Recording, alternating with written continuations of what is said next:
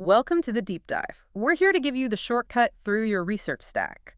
Today, we're unpacking something lots of you asked about, the parental control app, AirDroid. And we're really focusing on that core question from the sources. Is this thing a scam or is it actually legit? Exactly. That's what we need to figure out for you. Mm-hmm. It's about balancing what it says it does, blocking apps, setting screen time limits, tracking location, filtering websites. All big promises? Right.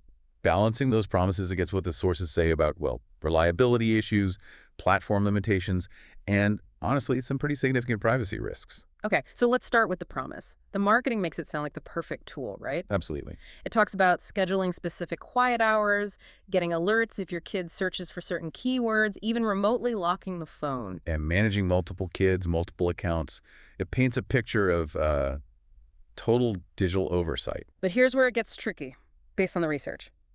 The performance really depends on the phone's operating system. Massively. Yeah, the sources are really clear on this. AirDroid works much, much better if your child has an Android device.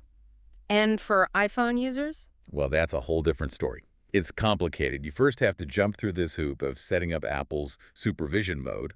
Which isn't simple, right? Not at all. It usually means connecting the iPhone to a computer using specific software. You have to physically configure the phone to accept the parent's device as a supervisor. It's frankly, a huge technical barrier before you even get started with the app itself. And even if you manage that setup, the reliability issues pop up. Constantly. That seems to be the trade-off.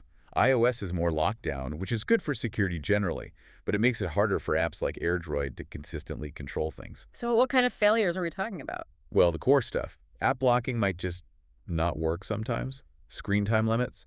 Apparently, tech-savvy kids can often find ways around them. Ah, the classic bypass. Exactly. And users report general lag, the app just breaking sometimes, and importantly, customer support isn't exactly speedy when things go wrong. Okay, so functional issues are a big theme.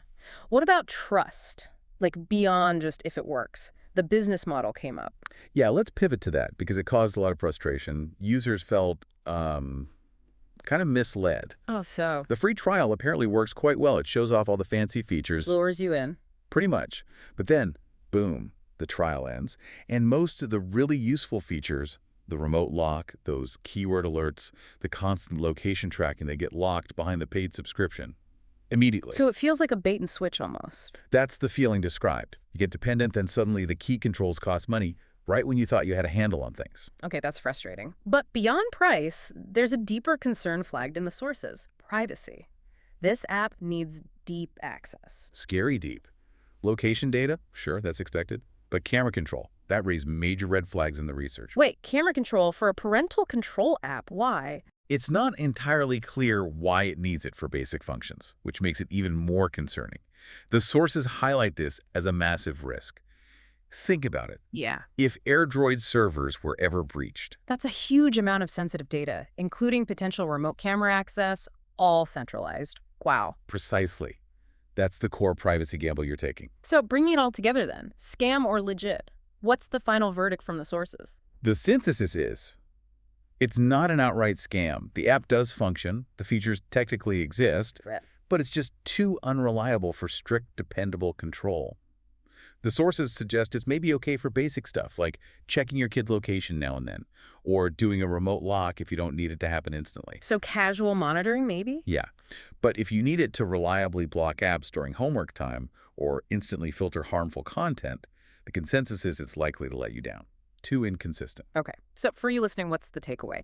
The main recommendation seems to be use that free trial, but use it hard. Stress test it. Try every single feature you think you'll rely on before you pay anything. And the sources also really emphasize remembering that no app can replace actually talking with your kids. Yeah. About trust, about safety online. That's fundamental. Technology is a tool, not a substitute for conversation. Right. So we've seen this tension clearly, the appeal of convenient control versus the real security and reliability issue. Convenience versus actual security, yes. So here's the final thought we want to leave you with, building on that privacy concern. If these apps need such incredibly deep access location, messages, even the camera, how do you personally weigh that? How do you balance the perceived benefit of parental security against the very real centralized data security risk you're potentially creating for your child? That's your homework.